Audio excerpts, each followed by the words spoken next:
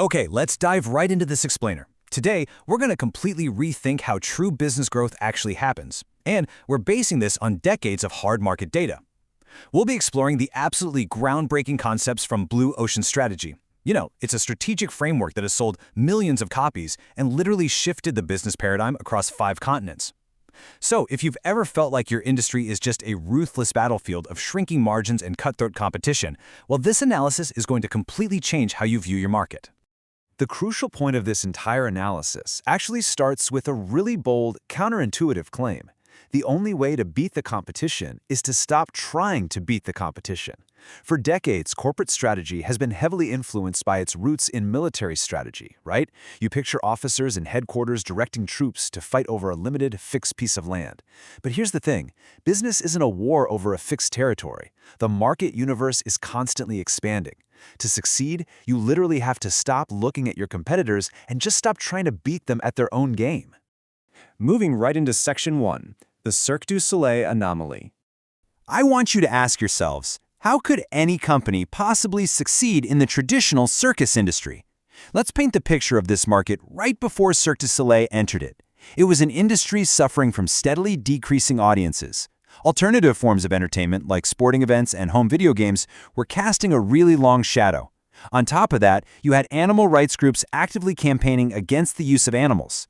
The supplier power of star performers was super high, and the undisputed heavyweight champion, Ringling Brothers and Barnum and Bailey, had set a standard that everyone else was just trying to copy on a smaller scale.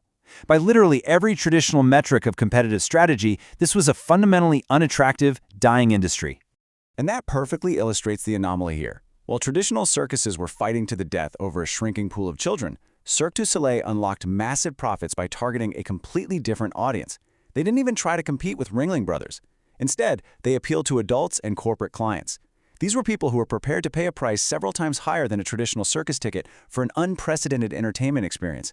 I mean, they achieved a level of revenue in less than 20 years that took Ringling Brothers more than a century to attain. It's incredible. So, that brings us to Section 2, Red versus Blue Oceans. I want you to imagine a market universe composed of 2 distinct sorts of oceans. In bloody red oceans, companies fight to the death over existing market boundaries. The rules of the game are known. As the space gets crowded, products just become commodities, price wars break out, and the water turns bloody. But in clear blue oceans, competition is completely irrelevant, simply because the rules haven't been written yet. You aren't dividing up existing, shrinking demand, you're actually creating new demand. You are unlocking untapped market space that offers highly profitable growth. Let's look at Section 3, the secret, value innovation. Escaping those bloody waters really comes down to something called value innovation, and this is the absolute cornerstone of the strategy. It defies the old dogma of competitive strategy that says you have to make a choice.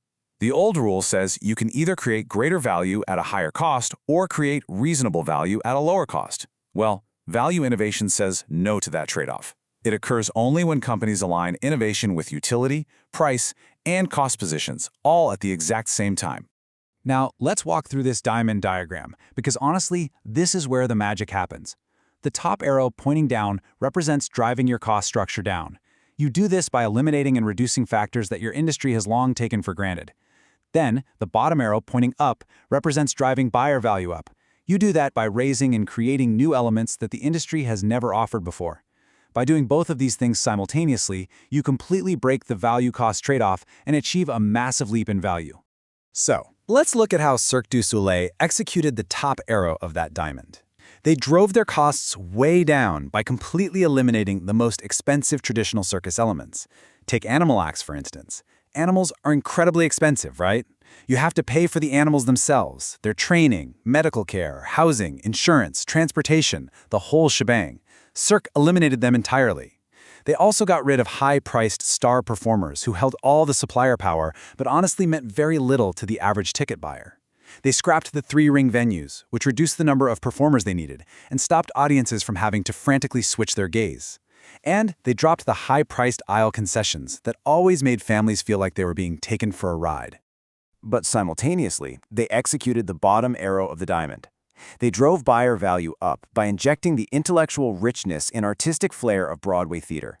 They added themes and these kind of vague storylines that brought harmony to the show. They introduced original musical scores that drove the visual performance rather than the other way around. They created multiple different productions, giving people a real reason to return time and time again. And they totally upgraded the classic circus tent into an elegant, highly comfortable venue. Out went the sawdust and hard benches, in came modern comfort. So by eliminating the expensive elements and adding theatrical value, they broke the value-cost trade-off entirely. Let's move on to Section 4, the Blue Ocean Profit Factor. The researchers behind this actually studied the business launches of 108 companies just to quantify the real-world impact. And out of all those launches, a mere 14% were aimed at creating uncontested blue oceans. The vast majority, an overwhelming 86%, were simply line extensions. Incremental improvements launched straight into the bloody red oceans of existing market space.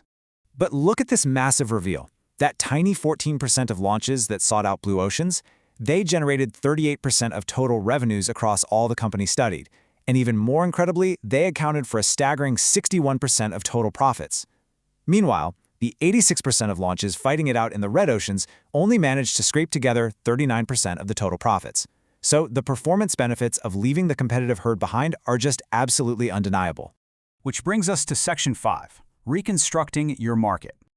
To achieve these kinds of disproportionate returns, you really have to understand how you currently view the world.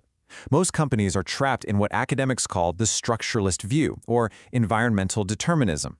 Essentially, this is the assumption that an industry's structural conditions are a given, fixed reality. In this worldview, you're forced to compete within existing boundaries. You're playing a zero-sum game where one company's gain is strictly another company's loss. It forces you into that old choice between being the low-cost provider or the premium differentiator. Now, to succeed in creating new market space, you absolutely must adopt the reconstructionist view. This is the realization that industry boundaries are, well, they're just illusions. They aren't given realities at all. They can be fundamentally reconstructed by the actions and beliefs of the industry players.